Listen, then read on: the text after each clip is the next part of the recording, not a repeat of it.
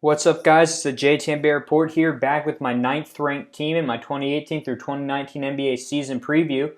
And my ninth ranked team is the Indiana Pacers from the Hoosier State.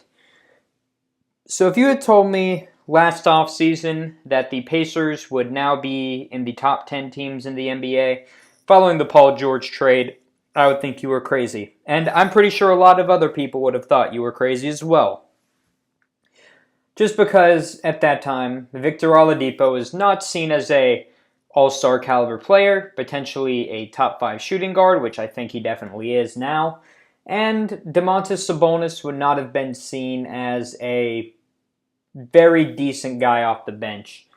Because, they gave up Paul George, who was considered to be one of the best small forwards, is one of the best small forwards, and they got, as everybody thought, they got, done over. But it turns out that Victor Oladipo was waiting to break out as an all-star. And let me just say, I'm glad they did in Indiana because I cannot imagine the Oladipo of last year with Russell Westbrook, because that would have been crazy. But, the Pacers also threw together some pretty decent veterans to go along with Miles Turner, who kind of had a down year last year, but, I don't expect him to be down. He's too good of a player. But, the Pacers have really been a surprise team, and I'm really happy that they improved because they are a very good up-and-coming team. So looking at their offseason, looking at the draft, their first-round draft pick was Aaron Holiday, the brother of Drew and Justin Holiday. You kind of know what you're getting with the Holidays at this point. They can shoot, they can drive, and, Drew is obviously the best of the Holiday brothers. But Aaron, he has the same skill set as Justin and Drew, so, it's just going to have to, we're just going to have to wait and see what happens with him. We know that he can play. That's probably the best thing I can say. And, it's going to be interesting to see how many minutes he gets on a playoff team like the Pacers. Again, in a much weaker Eastern Conference. So, we'll just have to wait and see what happens. I think that he will get a decent amount of playing time. Probably not right off the bat, but maybe later down in the season if injuries come up. But I'm looking forward to seeing what happens with Aaron Holiday. And they also drafted Elijah Johnson. So then they signed Doug McDermott, who, if you remember at the deadline, there was a lot of rumors that they were trying to go after Will Barton. That ultimately fell through. So they signed Doug McDermott, who Doug McDermott is a decent player. He can shoot, he can drive decently, but, he's really just a catch-and-shoot type player. And if that's what they need, that's a good pickup for them. And they got him on a 3-year deal, I believe, so a decent pickup for him.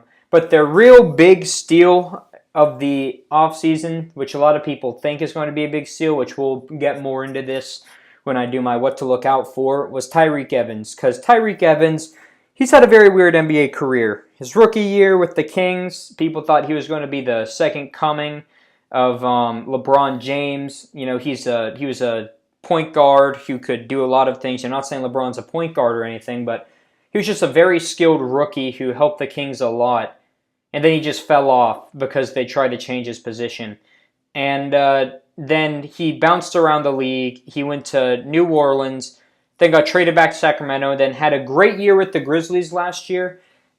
He kind of played that small forward position, again, kind of like the Ben Simmons position where he brought the ball up and stuff like that. But it'll be interesting to see what happens to him this year, but I don't want to talk too much about that right now until we get into my what to look out for segment.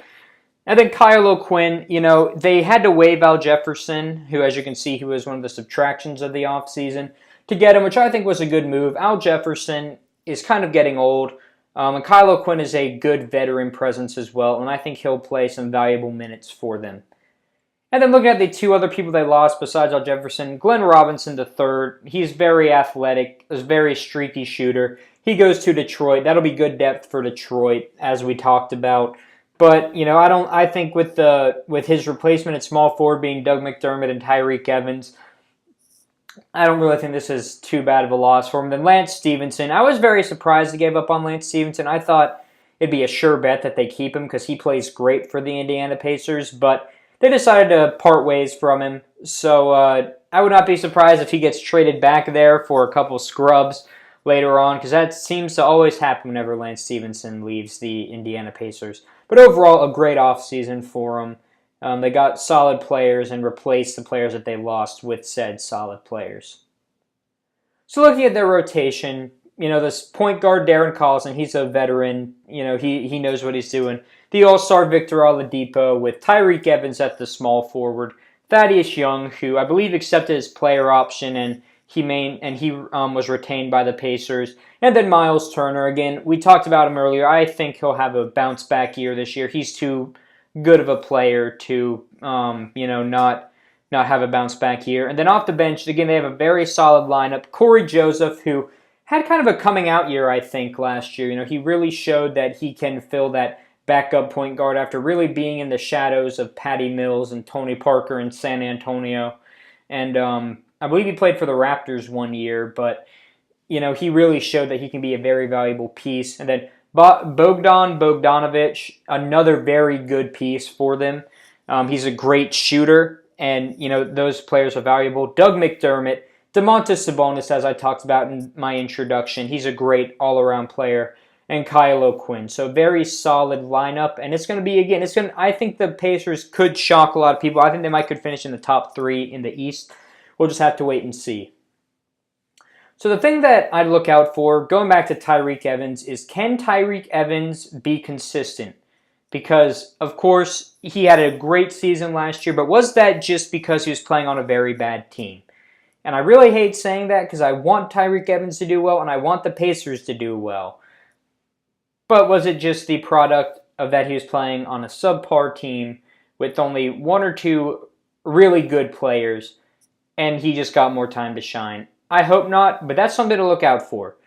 I hope that's not the case, but again, just keep your eye out because things could happen and we never know what could happen with a player like Tyreke Evans, who has been really inconsistent with how he's performed. Some years he's looked like he's an all-star. Some other years he looks like he belongs on the bench.